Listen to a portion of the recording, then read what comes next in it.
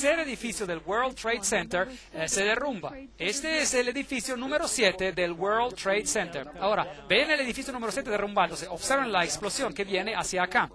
Esto es lo que se ve de los escombros que vuelan de la torre número 7. Va a ver cómo casi se derrumba hacia la cámara, la torre número 7 del World Trade Center. La CIA habría estado normalmente en ese edificio, pero lo abandonaron, por supuesto, el edificio cuando la catástrofe, el evento ocurrió. Así que, ¿quién habría estado en ese edificio? La CIA hubiera estado en ese edificio, pero evacuaron a ese edificio y 8 horas después el edificio se derrumba en una explosión, parece, controlada. Ahora, nada golpeó a ese edificio. Y estas son unas preguntas muy extrañas que debemos considerar.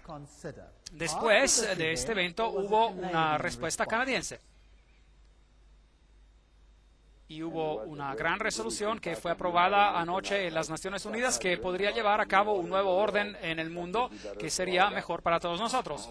Todo esto fue llevado a cabo sobre nosotros en un mismo día. Y la noche cayó en el mundo diferente, en un mundo donde la misma libertad está bajo ataque. De manera que la respuesta canadiense fue, esto podría traer consigo un nuevo orden en el mundo, como fue decidido en las Naciones Unidas después de la reunión. Gary Hart, ¿qué tuvo él que decir? Hay una posibilidad de que el presidente de los Estados Unidos pueda usar este desastre para llevar a cabo lo que su padre, una frase que su padre usó, creo, solamente una vez y que no ha sido usada desde entonces, y esa es un nuevo orden mundial. Tim, tu vida va a cambiar, pero más importante es que la vida de tu hijo va a cambiar para siempre. América nunca será la misma después del 11 de septiembre. Nos hemos estado preparando para ese tipo de evento por casi una década.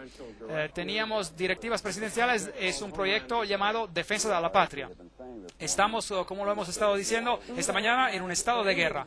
Aun cuando los líderes del Talibán niegan cualquier papel en esto, un periodista árabe con base en Londres es citado hoy por la prensa asociada diciendo que seguidores de Osama Bin Laden advirtieron hace 3 semanas que iban a llevar a cabo ese tipo de ataque.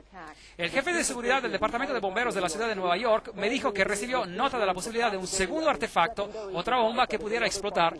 Él trató de sacar a sus hombres lo más pronto que pudo, pero dice que hubo otra explosión. Bien, ya es suficiente.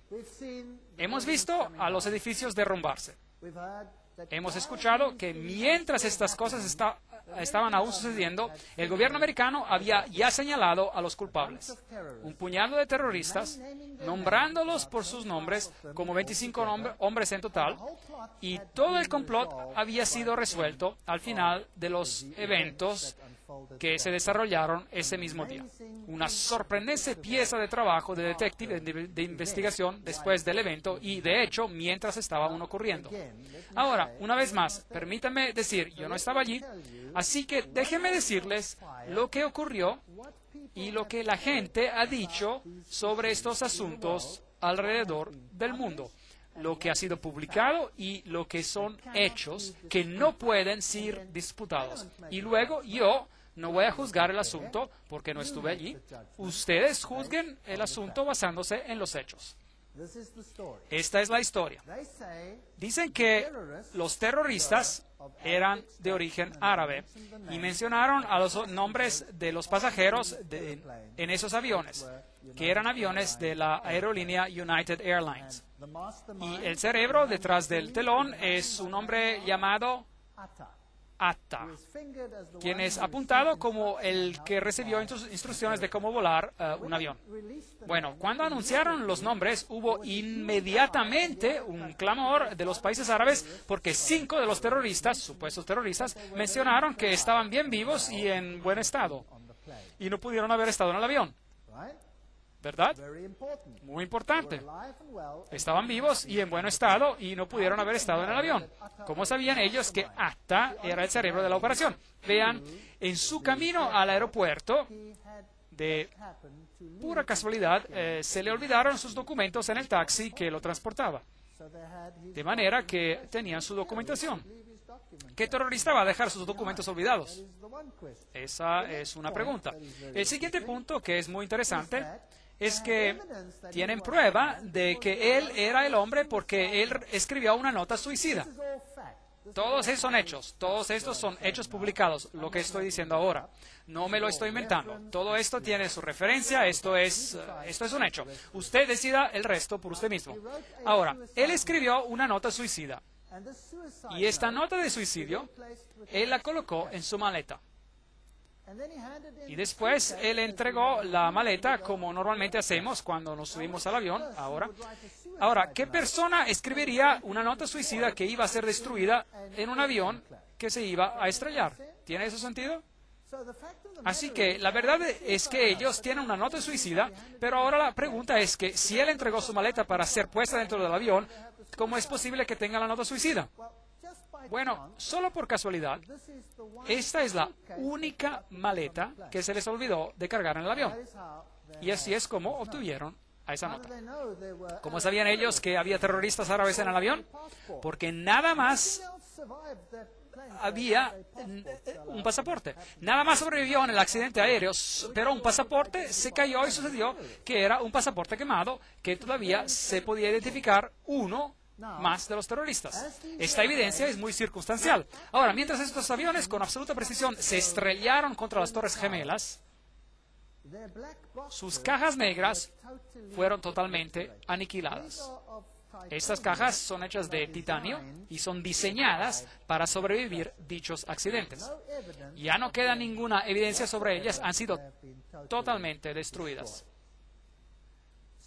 De manera que tenemos una situación muy extraña. ¿Qué golpeó el edificio número 7? Nada lo golpeó, pero se derrumbó de igual manera. Y existe mucha evidencia de que posiblemente había artefactos secundarios en los edificios, como lo escucharon los mismos comentaristas. ¿Y qué de la infraestructura de los aviones? Bueno, hay ciertas partes tiradas allí. Así que se puede comprobar definitivamente que esos aviones se chocaron contra ese edificio, porque se encuentran ruedas y todo tipo de componentes de los aviones que sobrevivieron a pesar de ese gran accidente. Con esas tremendas explosiones, había partes de estos aviones por todos lados. Cada vez que un avión se estrella, hay enormes partes de fuselaje y etcétera, y que quedan, y ellos algunas veces pueden colocar todas estas cosas juntas, y eso fue el caso en las Torres Gemelas. 3 días antes de que esos edificios se derrumbaran, 3 días antes, las acciones en las aerolíneas habían sido vendidas, con un volumen de mercado tan elevado como no había existido nunca antes. Y ciertos bancos las compraron. De modo que alguien debió haber dado una pista de que algo iba a suceder. Y luego un caso muy interesante. Estaba un hombre en su país, de ustedes, en Canadá, quien dio la casualidad que estaba en la prisión y lo habían puesto en un contexto de casa de juegos, lo habían preso y lo encarcelaron y dijo, déjeme ir, yo estoy trabajando clandestinamente para la CIA, soy un agente, estaba investigando lavado de dinero, etcétera, etcétera, etcétera. Y no lo dejaban ir. Entonces él dio los nombres de sus contactos de la CIA. Y los de la CIA estaban posiblemente avergonzados a causa de esta situación y negaron tener conocimiento del asunto. Y él se enojó mucho porque sintió que lo habían apuñalado por la espalda. Y esto sucede muy seguido en esta industria. Y de manera que él escribió una carta antes del ataque del 11 de septiembre, delineando algunos de los eventos que se iban a llevar a cabo. Y mencionó que naves aéreas iban a estrellarse en las Torres Gemelas y en el Pentágono. Ahora, nadie hizo caso de esto, pero cuando en realidad pasó, entonces esto salió a relucir.